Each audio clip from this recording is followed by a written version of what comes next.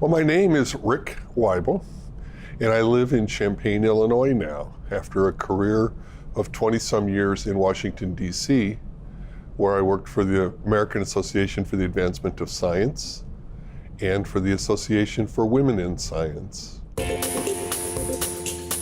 There are certain things that are given about what we know about leadership development, not the least of which is you got to kind of know who you are and where your values are and what your skills are, both in terms of what you think you do well and don't do well, but what you feel comfortable doing and don't feel comfortable doing.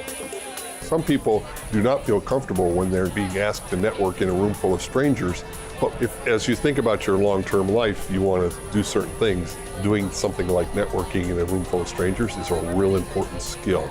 You don't have to like it, but knowing that you can do it is an important distinction. That's about knowing yourself. And the self-assessments in some cases draw feedback from others in the group to say, I saw you do this. You did this really well. Those kinds of conversations will come up through the experiential part of this. We encourage that because one of the things we know about leadership is feedback is critical. One of the things I think the students assume that leadership comes with title and position. And part of what we talk about is that it just doesn't have to be that way.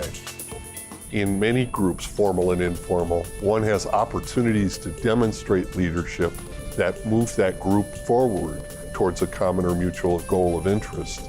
You can be a leader in a lot of different ways using the skills that you will learn in contexts like this. Important to the whole process is coming in, getting into your own head. Who are you and what do you want to be? And then taking that and leveraging it to getting you to that place.